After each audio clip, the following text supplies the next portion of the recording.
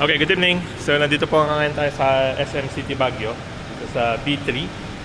So, ang ganda po ng kwan dito. Wala yung kanyang louvers ng hangin.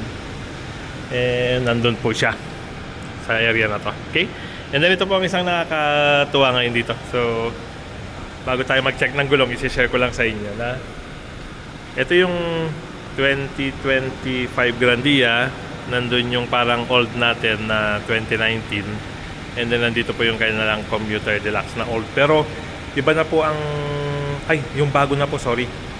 Iba na po ang tawag nila rito eh. Meron na silang tawag sa klase ng Grandia na yan. Parang more towards sa business na yata ang kwan nila. Ang purpose nila. Okay? So, sambahan natin na tatlong Grandia in one spot. Yan pa.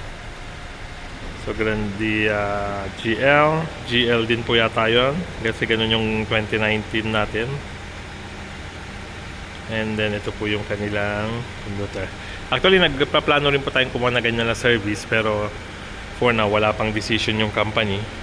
Kung yan ang kukunin o yung latest na GL, na commuter deluxe nitong malapad. Para mas comfortable po sa rides. Okay?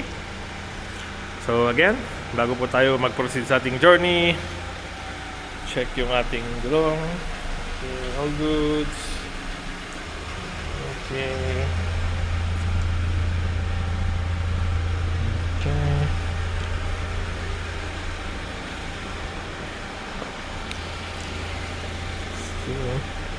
Okay naman pa. Okay.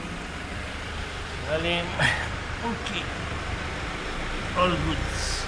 Okay, so again, ito po yung mga kasama natin dito sa parking. Yung kanilang Grandia commuter. High Ace commuter. And Grandia GL na 3.0 po. 1 KD. Ano? Makina nakalimutan ko.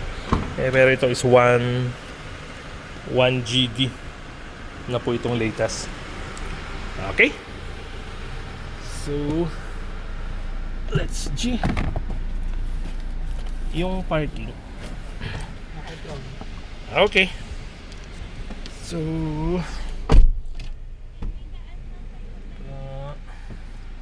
shout out po sa ating mga kasamang High Ace dito sa B3 ng SM City Baguio.